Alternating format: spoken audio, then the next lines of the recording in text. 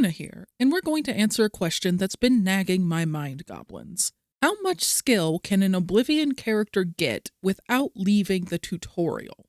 The tutorial being everything up until we leave the sewers, as that's where we get a pop-up that gives us a last chance to change our birth sign, class, and race, so that's how much we're working with. Before we go any further, I'd like to take a moment to thank our channel members. In the You Broke the Tip jar tier, we have Ginger Knight and Forgotten God. In the bigger tip jar tier, we have K Plays Music and Games, and in the tip jar tier, we have Burge117, Ragnarok, Tox, Wazoo, Ace of Kestrels, Jack1165, and Science Rocks. Thank you all for your support.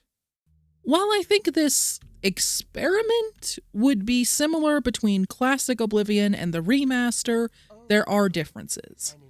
In the remaster, we'd need 50 Armorer for the Hammer Durability perk instead of 25, Athletics gains extra XP when sprinting, and Magic skills gain XP based on spells' Magicka cost, which results in crazy fast increases with expensive spells. But since we're stuck with starting spells, I suspect Classic's per cast XP may be better.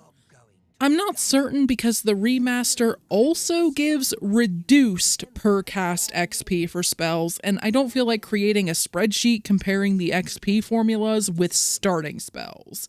Maybe I'll do this again in the remaster so we can compare them if you guys and my mind goblins bug me enough. Some skills might be difficult to raise, so we'll want to pick a specialization and race that boosts them, and pick them as major skills if we can. However, 4 of our 7 majors are taken.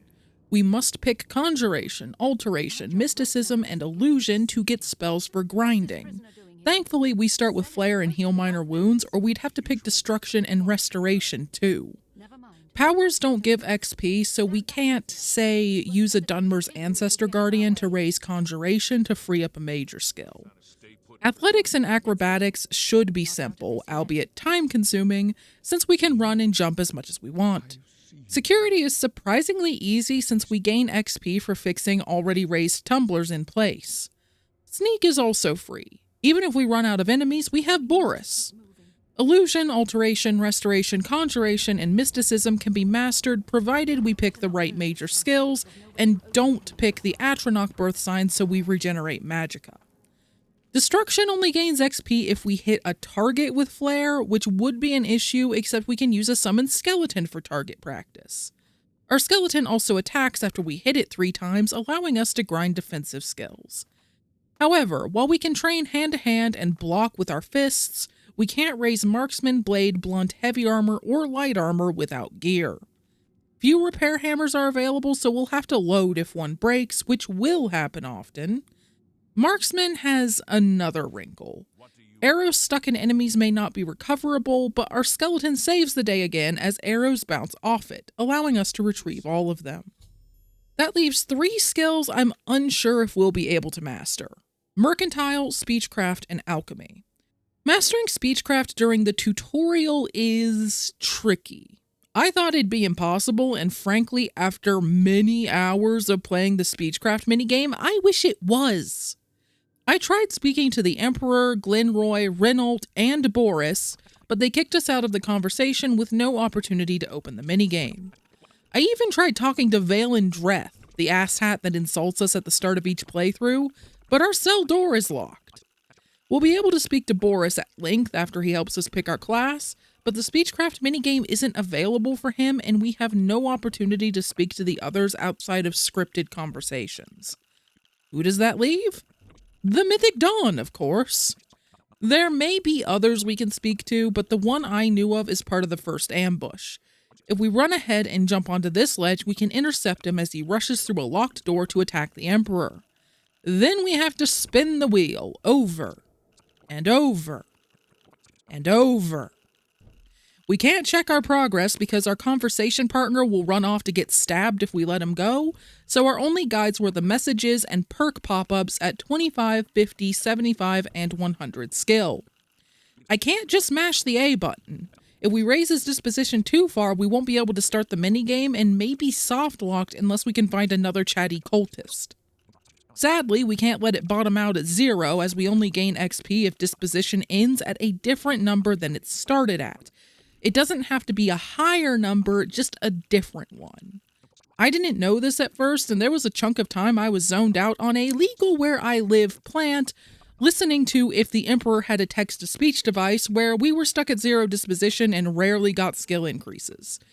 I initially thought it was because raising skills is slower at high levels, but it was so ludicrously slow that I checked the wiki and realized disposition had to be different after each spin of the wheel. After that, I found a pattern where we started on one of the 2 liked options and went counterclockwise against the spin of the wheel through the second liked option and then the 2 disliked options. This typically ended with disposition a few points off from the starting value.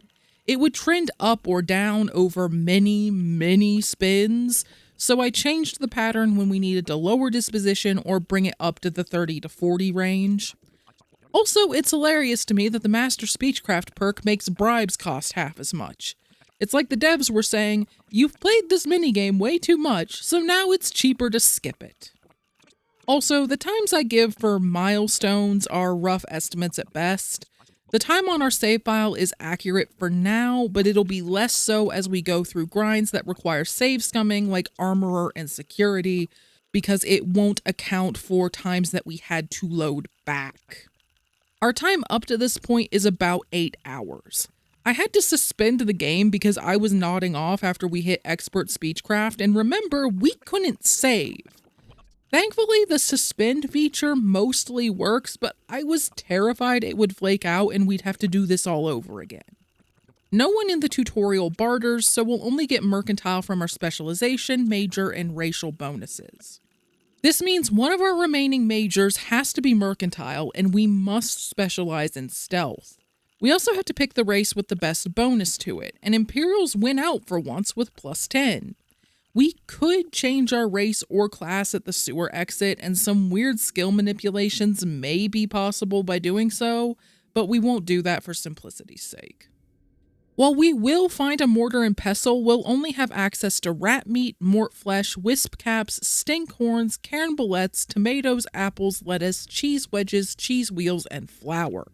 We don't know which, if any, respawn. The drop-offs where we rejoin the Emperor may also be an issue. With enough acrobatics, we may be able to jump back up, but if not, we won't be able to access the mushrooms or most of the food after we drop. The first things we'll test are, do things respawn, followed by, can we get back to the tunnels? If we can't get back and the mushrooms regrow, we may have to spend in-game months picking mushrooms to master alchemy before we can leave the tunnels. Our next order of business is finding out if the mushrooms in the tunnels regrow by picking them and then going through a loading door and waiting for 72 in-game hours. They regrew. We'll be able to raise alchemy by making poisons with wisp caps and stink horns, and potions with food scattered around. Most loose items don't respawn, but food is an exception. If cairn bullets can't combine with anything, we can eat them raw for a bit of XP, but it'll still take lots of waiting to master alchemy with so few ingredients. Our next objective is finding out if we can jump back up to the tunnels after the drop-offs, as some grinds will be faster once we pick our major skills and specialization, so it'd be best if we could get our class first. And yes, Speechcraft would have required less XP after we picked our class as it falls under the stealth specialization, but I refused to let that cultist go until we mastered it because if anything went wrong with that, we might have had to reset the whole run. We also need a chest wedged in a gap in the wall in the tunnels because its lock has multiple tumblers, so we can set a tumbler for security XP and then back out without picking the lock so it resets and we can pick it again. I tried the exploit where we fix an already set tumbler in place for XP. You can hear the sound of us setting it, but we aren't gaining security skill. Maybe I'm doing something wrong, or maybe it only works in the remaster, but the only way I found to raise security was to partially pick this lock and back out. Bill helped with the acrobatics grind while I worked on the script, and by the time I came back, we had 50 acrobatics. That's enough to test the drop-offs, so we head deeper into the tunnels. Since goblins hit fast and their weapons are weak, we let them hit us for a while to gain block, light armor, and heavy armor. We also find 2 repair hammers, one in the storage area of the goblin camp and one in the chest near the witch. Sadly, the second hammer doesn't change anything. We still have to save scum heavily when repairing. We ground acrobatics while we were letting the goblins hit us, so we have 58 by the time we reach the drop-offs, and it's enough for us to jump back up. We hop onto a ledge by this corner, and from there we can easily reach the tunnels. The second drop-off is trickier. We hop onto a broken pillar so we can jump onto the second level and then run along a tiny ledge. We go ahead and pick our birth sign. Powers don't raise skills, so it doesn't matter what we take other than avoiding the Atronach because we need to regenerate magicka. However, the apprentice's extra magicka may make magic skill grinding faster, and its weakness to magic won't matter during the tutorial. Unfortunately, when we enter the part of the Imperial Subterrane where the Emperor meets his end and Boris finally lets us pick our class, the door is locked behind us. I was worried something like this would happen, so I saved before we stepped off the drop-offs earlier, but this means we can't get our class until we've mastered Alchemy and Security, both of which would increase faster if we could pick our damn class. The acrobatics and defensive skill grinding added about 3 hours to our time, bringing us to 11 hours total.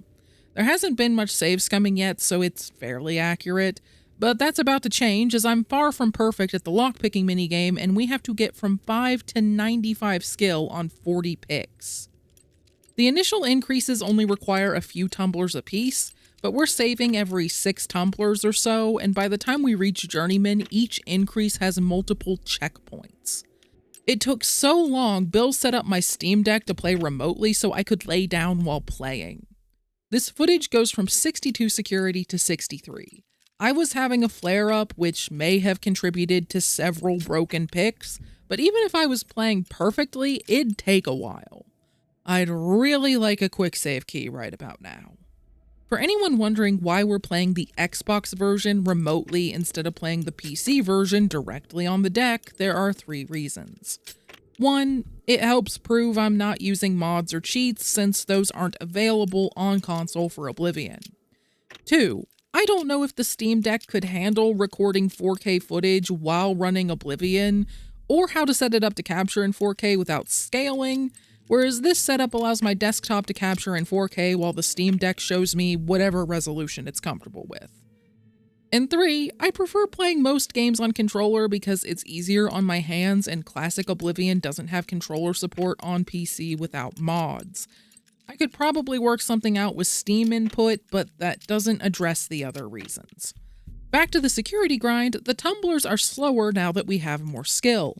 I rarely train skills, and security increases so slowly after the first few points, I think all my characters have stayed in the 15 to 40 security skill range.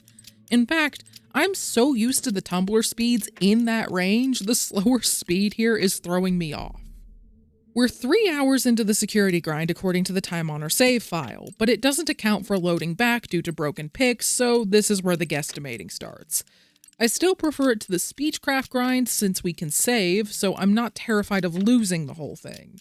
However, we're going to take a break to check something. We meet up with the Emperor, who's been standing around for over an in-game week so Boris can tell us we're an agent. He's been stuck on that one lately. And we make our custom class with Speechcraft as a major skill and the stealth specialization.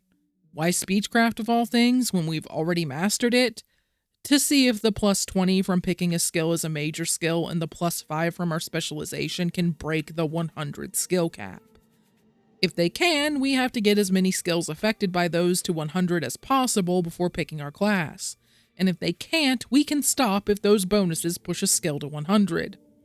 It turns out they can't break the cap, which is a relief because we can stop grinding security at 75 if we pick it as a major skill. With this information, the class we'll pick has changed. We still have to pick Alteration, Conjuration, Illusion, and Mysticism because that's the only way to get spells to grind them without leaving the tutorial, and we have to pick Mercantile and Specialize in Stealth because those are the only ways to raise Mercantile. However, I think we'll pick Security instead of Armorer or Alchemy. I'm not sure which we'll swap out yet. I really wish we could pick all 3 because Armorer will be a pain to raise too, but at least that doesn't require any focus. After about 5 hours, according to our save file, we finally finished the security grind. It was longer than that in real life, so I'll add another 3 hours, bringing us to 19 hours total. Now we have to get alchemy to 80 or 100 depending on if we pick it as a major skill. We take the 2 apples by this barrel, pick mushrooms, pick up a cheese wedge near the mushrooms, and pick up the cheese wedges, tomato, and lettuce under this grate. Then we go through a loading door and wait 73 hours. The respawn timer is 72 hours, but the game only respawns things once each hour, so we have to wait an extra. We always find enough to make 3 restore fatigue potions thanks to the food, and if we're lucky we can make damage health poisons, but we often fail to harvest the wisp caps needed for those. Once we reach expert alchemy, we can combine apples with stinkhorns instead, freeing up wisp caps to combine with carambalettes for damage intelligence poisons, so we can use more of our ingredients instead of eating them raw, but that'll only help us for the last stretch. After a couple rounds, we released the 3 caged rats in the goblin camp so we could gain armor skills from them as we picked mushrooms. They can't follow us through doors, so we flee when we need to wait, but they aggravated Boris so much he somehow climbed up the drop-offs to fight them. We fixed this by loading back to before he followed us into the tunnels and following the Emperor until all of them went through the door into the next area.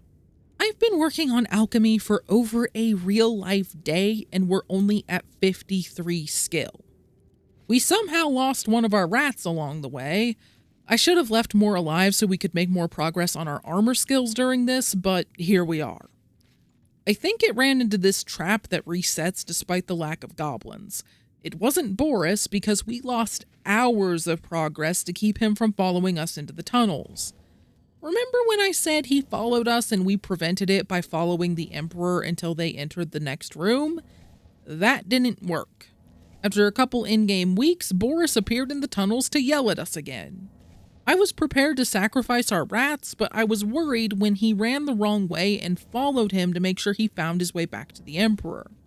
It's a good thing we did because he got stuck. He tried to go through the door he rudely slammed in our faces and locked earlier, but apparently he lost the key. We tried waiting for a couple in-game weeks both near the Emperor and away from him, and Boris never rejoined him, soft locking the game. While we don't have to complete the tutorial to complete this soft lock prevents us from getting our class, which we have to get before we can raise most magic skills. So how did we fix it for real? We loaded back to before we received our birth sign.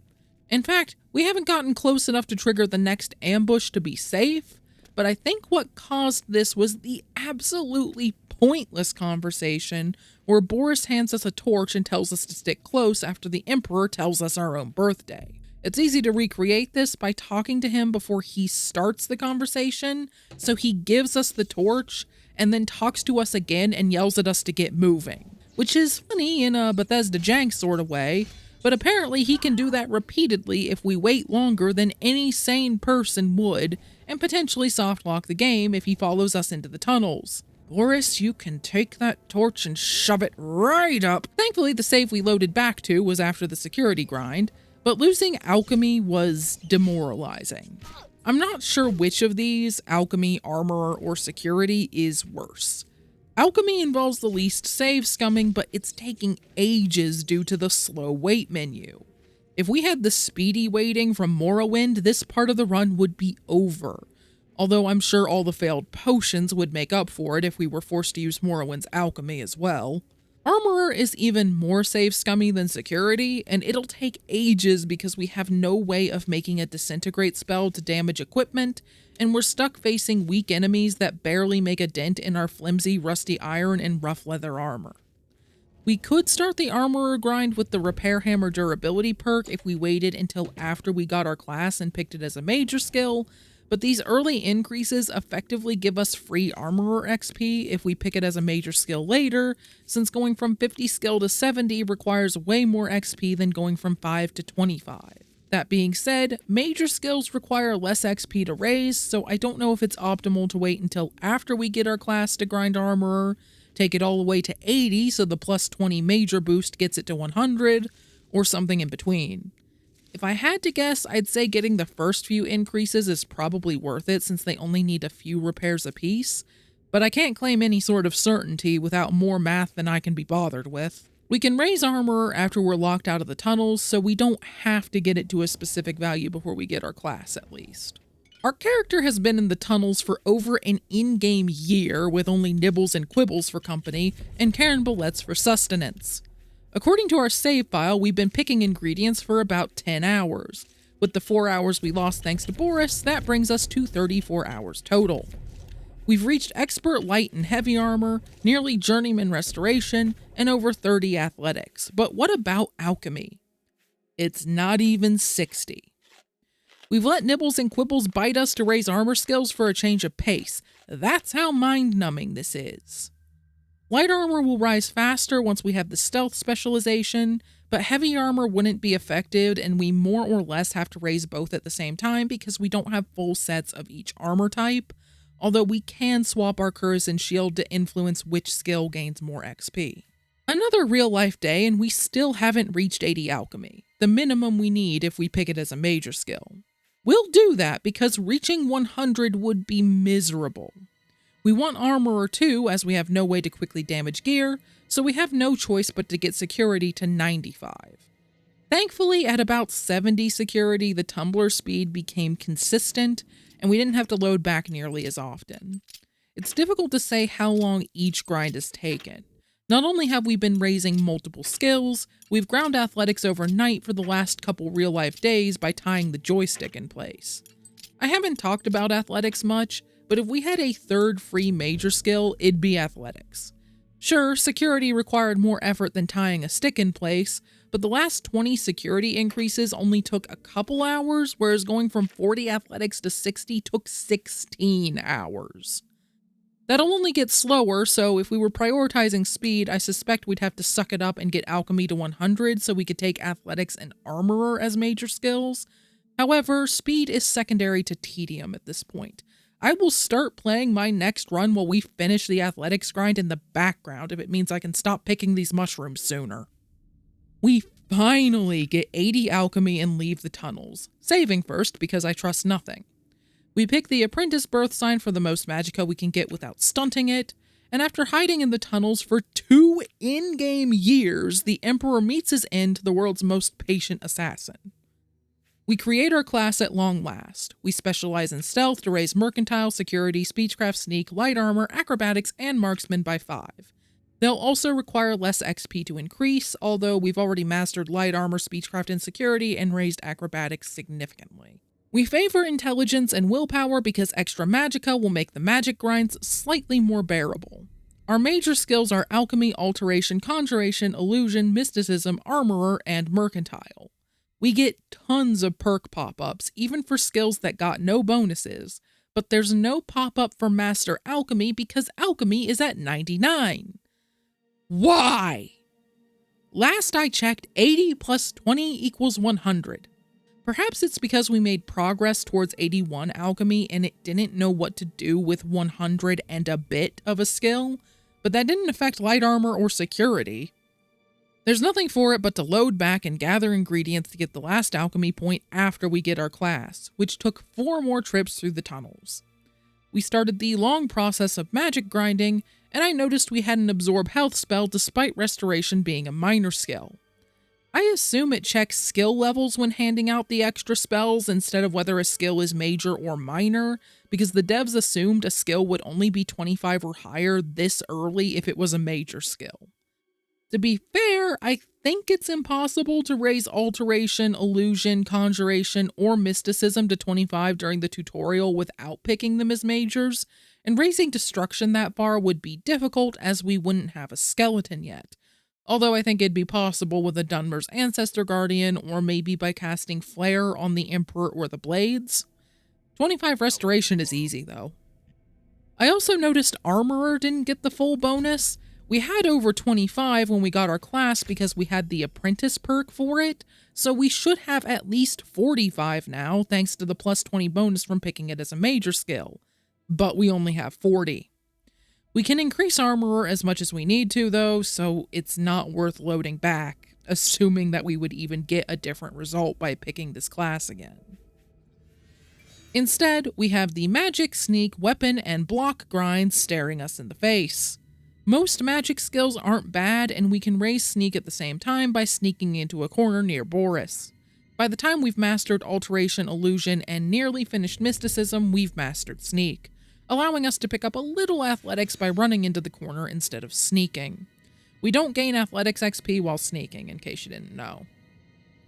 We could finish off restoration, but we'll have to heal during the weapon and block grind, so we may as well gain whatever we can from that first. That leaves conjuration, which goes hand in hand with destruction, weapons, armorer, and block. We'll rope the goblins and rats in the sewers into helping with block since they'll hit faster, but there aren't enough of them for us to master the weapons and destruction without our skeleton. As I mentioned earlier, we especially need our skeleton for marksman, as it's the only target in the tutorial arrows won't stick in, allowing us to pick them all up after we shoot them. We still lose arrows from time to time. Maybe they're falling through the floor, or maybe I'm just blind, but we're finding most of them, and we started with 101, so we should be fine. This is footage from 95 marksmen to 100, with a few breaks where we ground a blade or repaired our gear. It took over an hour, so there's no way to fit all of it in without making you hurl, but editing Luna will do what she can. And yes, switching to melee was a break, as we didn't have to chase after arrows. We found roughly the right distance from our skeleton where we can catch most of them as they bounce off, but a few go flying and knockdowns from the expert marksman perk don't help. Don't get me wrong, it's normally a great perk, but not for this.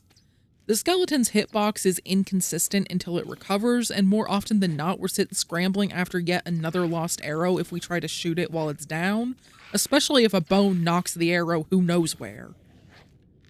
Summoning a new skeleton was the fastest way to get back to shooting, but I didn't always do that.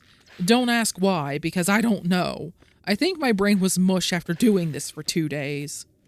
We occasionally looted our skeletons as we were grabbing our arrow out of the air, but we never got anything besides axes, which is a shame because bone meal might have been useful for the alchemy grind. I'm worried about the 2 remaining non-melee skills, armorer and athletics. We've mastered light armor and marksman and have over 70 heavy armor, block, and blade. Once we've mastered those as well as blunt, we won't be damaging much gear, and we haven't reached 60 armor yet. We can bait skeletons into hitting us to dent our armor, so we'll master it eventually, but I'd rather it happened during other grinds instead of taking time on top of them, considering this has already lasted nearly a week. Athletics is another time sink. Remember when I said we'd run into a wall overnight to master it without delaying the next run? Well, that worked once, but then my Steam Deck decided it didn't want to stay on. In some situations, devices automatically sleeping saves battery and potentially prevents screen burn-in, but in this case it's annoying and causes us to waste more time and energy. I'll fiddle with the power settings to see if I can fix it, but if not, I'll have to babysit it. I admit I hoped one of the non-Dragon Age Origins challenges in the poll to determine my next run would pull off an upset purely because they wouldn't be played on my Xbox and could be played while finishing this, but Dragon Age Origins won by a landslide, so I'll figure it out. I didn't realize this would take so long, or I would have only put non-Xbox runs in that poll. It's been about 3 real-life days since I wrote the last paragraph, and we've been working on mastering blade, blunt, block, and hand-to-hand. We've made progress on athletics. My Steam Deck started playing along and stayed on with the screen dimmed overnight while we ran into a wall. We've mastered acrobatics since I was so bored jumping was a break, and we've gotten some restoration, but something I typically only deal with during regular playthroughs, and long ones at that, reared its ugly head. Save corruption. In my experience, Oblivion and Skyrim get less stable over time. Generally, this presents itself as save file bloat, where saves get too big and cause issues, the most immediately noticeable being long load times, and saves can corrupt to the point they can't be loaded. Some of this bloat is caused by the game having to remember more things as playthroughs progress, like where the platters, cups, and cheese wheels landed after dancing on the dinner table in Dragon's Reach. Some of this data is supposed to be forgotten when areas reset every few in-game days, but Bethesda being Bethesda, not all of it is. That's my best attempt at explaining it anyway, but I admit I don't understand all of it. Auto-saving, overwriting existing saves instead of creating new ones, and quick saving may or may not increase the risk of corrupting saves depending on who you ask, which version you're playing, and your astrological sign. I made a new save every few times in case a file corrupted, but too many files makes the menus laggy, and sometimes I'd forget to make a new one for a while. Of course, this bit me in the backside when we lost 10 hours when the latest save file corrupted. Thankfully, about 8 hours of it was running into a wall while I slept, but the rest was the last part of the blunt grind, and I had to redo that right when I thought I was free of this damn club. I restarted the Xbox to try to stave off further issues. It turns out older games weren't developed with the idea of the console never turning off in mind, and constantly suspending them can cause problems. However, I'm worried the high save count, the playtime, which is approaching a real-life week, or in-game time, which is nearly 3 years, may have contributed to the corruption. If that's the case, we might be in a race against Bethesda's janky code, and I can't do anything except try to finish this nightmare of a run as fast as I can. It's been another day since the last paragraph, and I'm livid because we lost about 3 hours of progress. It's less than the 10 we lost before, but none of it was passive athletics. It was the end of the block and hand-to-hand grinds and some destruction to boot. After the first corruption, I got paranoid about creating new saves and deleted the oldest files in case their sheer number was part of the problem. However, the game is breaking as we speak. See the effects hanging around? The swirls around us from heal minor wounds, the flares suspended where they hit our skeletons, and the purple summoning portals that are sticking around far longer than they're supposed to? Yeah, other things are buggy too. We have to wait ages for the door between us and the grate leading to the sewers to open. I hoped entering the sewers and waiting 73 hours to reset this area would help, but it didn't. There were still a few frozen flares when we came back. I decided to keep recording as I suspected this would be the end of the run, and after spending entirely too much time punching skeletons and blocking attacks from the rats and goblins in the sewers, all our armor was broken, so we had to repair it.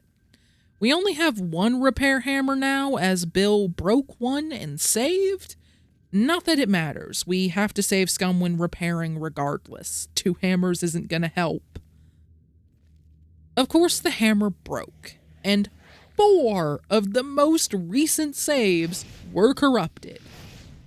If we didn't have to save scum the asinine repairs, I love this game but I hate durability, sue me, we might scrape through hand-to-hand destruction, block, restoration, and athletics without loading a save if it didn't crash during that roughly 24-hour process.